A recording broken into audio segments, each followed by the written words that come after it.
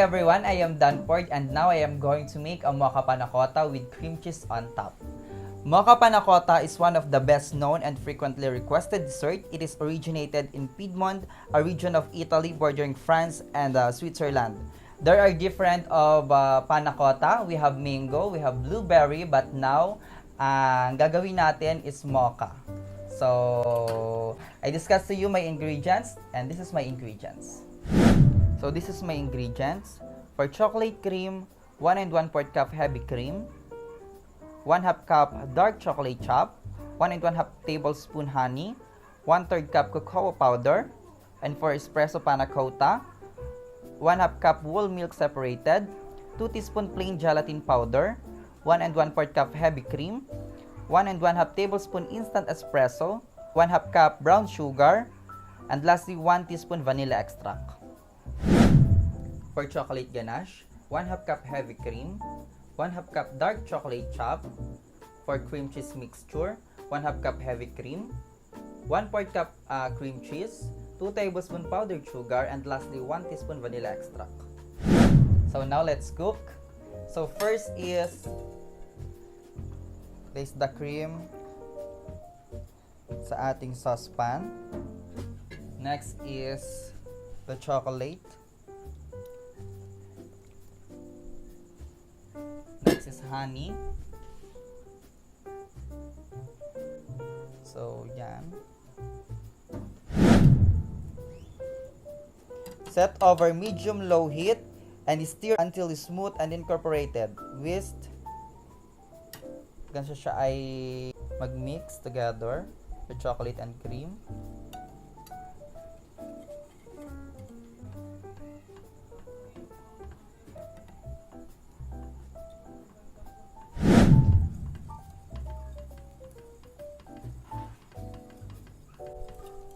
So, pag nakita nyo ng mix na siya, the cream and the chocolate, pwede na nating isama ang cocoa powder.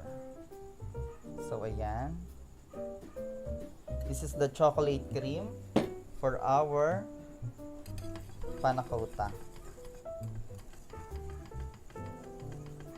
Whisk hanggang siya ay sumama na sa ating chocolate mixture.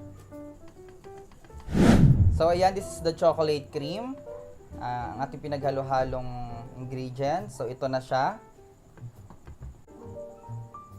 So, after nito, place mo siya sa 3 to 4 wine glasses.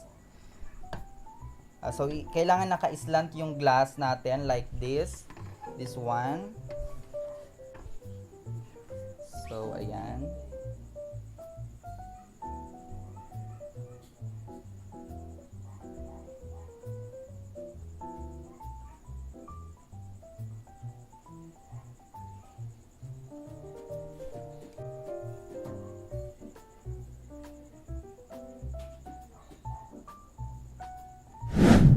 Now I am going to make a espresso panna cotta.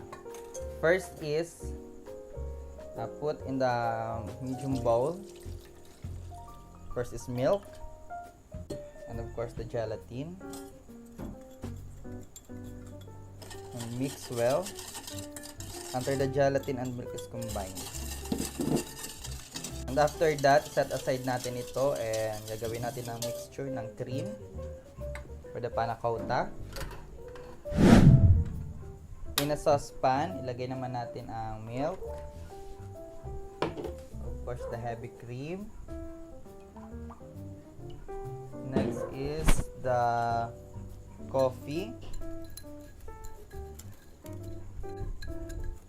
After ng coffee is sugar. Then, i-mix natin sila.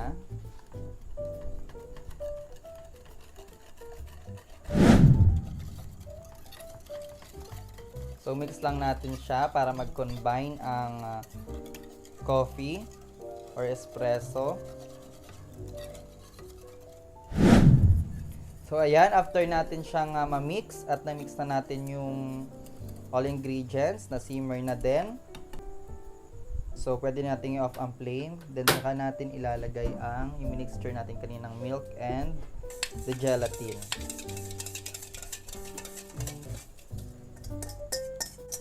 Then mix.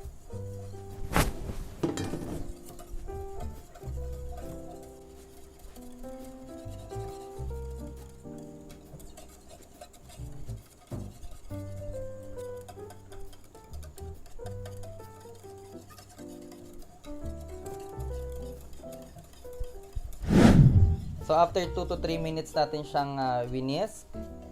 Ayan, medyo malamig na siya. And ilalagay na ulit natin siya sa ating glass.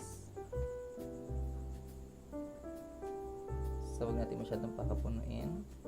Next.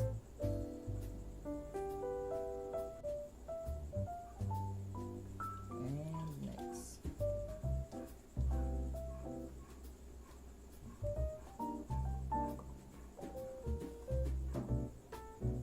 So for chocolate ganache, so put natin sa mixing bowl yung chocolate chop. And of course, the 1/2 cup of heavy cream.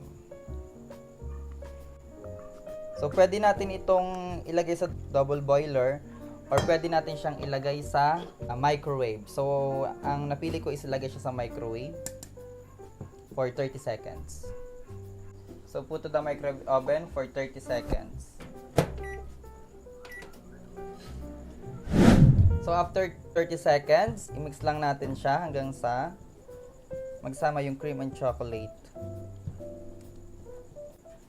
So after nito, pag nag-mix na siya, set aside na natin. And now, gagawa naman tayo ng cream cheese. For cream cheese, combine all ingredients. First is heavy cream.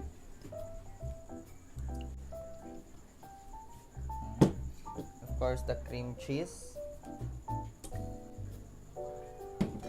Next is powdered sugar.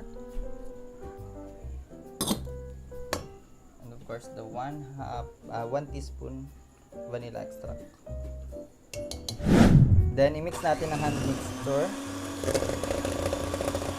Hanggang sa mag-combine.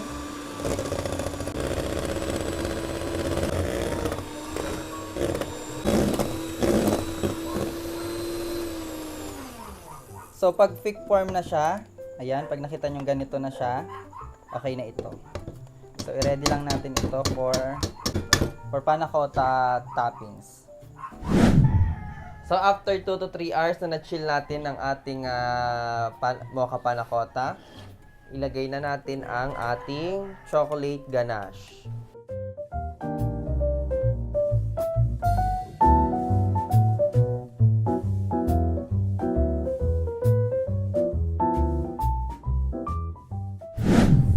So after the chocolate ganache, ilagay naman natin ang ating toppings or ating garnish na cream cheese.